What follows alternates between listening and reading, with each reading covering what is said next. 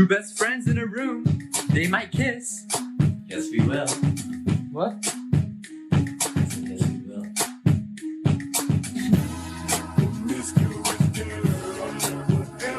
Well, it seems like everybody gets advocated for these days. Black people, gay people, queer people. But there's one group of people that continually gets left out, and that's the enemy of freedom.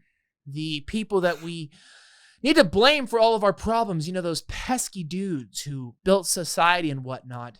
I'm talking about white people. And as you saw in the opening video with Dylan Mulvaney and Drew Barrymore, it brings up the question from Truth Social. I wrote, in 2023, the only influential voice a white man can have on TV is when he dresses like a woman. Females will say men are trash. We don't need them. Then bow before them on live television the moment they put on a dress and lipstick. And if you don't think that's true, if you don't think that's a reality, I want to bring you the attention that Dylan Mulvaney was on Drew Barrymore's show. And this happened after she continually said, we need to stop bowing down to men. She literally got on her knees. And we got to talk a lot about this, the position of the white man and its dwindling relevancy. I'd like to welcome to Slightly Offensive for the first time my guest, Jason Kuna. He is a man of many hats, many talents. He is a host of a YouTube channel. You can click the link in the description. And he advocates for white well-being. I know it's scary. We're not supposed to be talking about that on here. I know it's illegal on YouTube. But welcome to the show, man. How are you doing? Oh, I'm fantastic. And it's wonderful to be here, brother. Looking forward to our conversation. Yeah, so let's just bring up something really important, right? White men. Nothing, I would say, encapsulates the position of white men than the fact that every white man is told to shut up, to sit down. And in this case, they sat down, they didn't shut up, and they've got feminists on their knees. I just want to ask you, you say you advocate for white well-being. What does it mean to advocate for white well-being? Well, I think right here, there's a great example, an opportunity, I should say, to explain exactly what's happening or what we should take away from something like this. What we're seeing, and so often, I don't know if you know, I worked on the Hill and in the Nerve Center for the Conservative Movement during Bush Jr.'s first term. And endlessly, and since then, and before then, and since then, I have to endure people talking about just the insanity of these things and where is it coming from and why is it like this and what crazy thing are these folks going to do next? And it comes right down to the fact that what you're seeing right there is what we refer to as white erasure. It's the white erasure of our norms, the white erasure of our mores, the white erasure of our codes, our expectations for behavior, our expectations for what a man is supposed to be and what a woman is supposed to be. And this ultimately is a way that people who are anti-white victimize us on an individual level and on a group level. So ultimately, when we see things like this, the most powerful thing we can do is come away from it appreciating that this is a white erasure, something else to victimize us, because those norms, those codes, etc., are what we need, what we create for our well-being. Incidentally, Elijah, it is the same expectations of behavior, codes, laws, mores, norms that people of all immutable characteristics enjoy in our civilization. And as all of that is destroyed, everyone ends up a victim as a consequence. Right. And as we jump into that, guys, don't forget that this is Slightly Offensive. This is the best worst show on the internet. My name is Elijah Schaefer. And if you're not following us on Locals already, make sure that you realize that there's probably an extended version of this podcast, or at least unedited at any point, at ElijahSchaefer.locals.com. You can click the links in the description. And I also want to give a huge shout out to our sponsor for today, which is Undertac. Guys, many of you don't think about the most important part of clothing that you wear every day, which is not your swag. It's not your hat. I mean, even my guest today, he looks pretty good. He's looking sharp. But of course, I'm talking about your boxers. Now, many of you know boxers get old. We don't think about them. And maybe you've been looking to buy a pair, spare, replace them. And I'll tell you why you should buy Undertac. Number one, their battle force is tested, meaning they've been used in the real field. I wear them personally because I sit down for long hours talking to people and they don't ride up. But sometimes I'm just crazy. I go down to the beach. beach, I hang out with people, I've gone to riots, and these do not ride up. They're breathable, and it's so important. There's nothing more annoying than underwear that keeps riding up. I also want them to be masculine. I don't want to go to the underwear section, all these gay models with these socks stuffed in their pouch, rainbow waistbands. I want real form-fitting underwear. Not only my wife's going to find and check out, but also that has function. They need to be dried. They can't attract moisture. They can't peel, get all gross and mealy. The elasticity needs to remain. And of course, the waistband needs to be comfortable and not ride up, because let's be honest, we should be fit, but some of us have a little bit of a gut.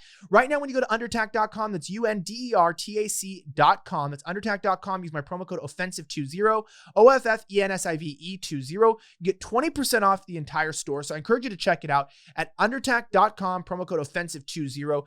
Get a pair, get a spare, and also for girls, they're very comfortable if you like to wear briefs. They come in all the masculine colors. They have multiple different types of apparel for sports, for anything that you would want. And of course, they love you and they love our rights. So go to undertac.com, promo code OFFENSIVE20. That's UNDERTAC.com, promo code OFFENSIVE20. Check it out today for 20% off the entire store. So, Jason, I gotta bring this up. You talk about white erasure. You talk about not being represented, white well-being. And I got to admit, this is a really unpopular topic, not just in the left-wing circles, not just in woke circles, and not on network television, but I would say even on the right wing, even on the Republican Party, which is the racist party, which is the party of white men. Everybody is being represented except for that group. And I want to bring up this picture again and remind you, not only are people not defending white men, but the entire argument seems to all be about trans women or trans men. And nobody's talking about the corner group. And I want to begin by talking about this story with you and the utter state of where we are. So Dylan Mulvaney, if you're not familiar with him, he was on the Drew Barrymore Show, a network television show. And white men have been pushed down for so long, I believe, that they've literally began to either stop identifying as white, project their white guilt, and or identify as woman. And to remind you about what white men have to go through in order to get attention today, I'd like to play a little bit of this clip and show you the utter state of white men in 2023. Let's watch this. Let me ask you about the negativity. How have you dealt with it? And what's an approach you take? What's your self-talk? What do you filter? Yes. How do you... I still read the comments, but there is so much hatred directed at the trans community right now. It's everywhere. And I think the greatest weapon that I can contribute is trans joy and comedy and talking about hard, subjects and really intricate moments of a transition, and try to let everybody in to see that, I'm not a monster. I'm not somebody that, is trying to do anything but be myself and be happy. Thank you. Love ya. Thank you, everybody, for that support. How do you stay on your own path? Where do you draw boundaries? Where do you find the strength to keep being the joy? Well, I think having my chosen family and the people that I love to take care of me. But I also think there's something just about making sure that you don't put something out there before you're ready, and really just surrounding yourself with good people. It's interesting because I look at someone like you and I can't imagine anybody disliking you. Oh, please. Do you know, do you want to know, ironically, who dislikes me the most sometimes? Who? Myself. Oh, me too. Oh. Oh my God. Watching this, what does this tell you about the current state of the white male in media and entertainment? We are born into a world, and this is really the genuine evil that takes place in this world is this anti-white ideology that we function under. And you're talking about the Republican Party. They don't even care for the white male or the white race. No, they never have. And in fact, they have an intense immune system. For the moment you begin to focus on where really we are being victimized, and that is targeting of Western kind, white people, a targeting of what we project onto the world, our culture, our civilization, expectations for behavior. What would happen to somebody like Dylan if they began saying that they were confused about what kind of body they were in, or they were actually a dragon inside of a body, or whatever it is? We would have a very different approach to how they viewed themselves and how they viewed the world. And we would actually help them. That's what would happen in a healthy Western civilization. But as a consequence of us coming into the world, we learn from our youngest years. Before we could even understand language, we are already being pelted with imagery like this. We're already being pelted with imagery about how the white race is awful, specifically the white male.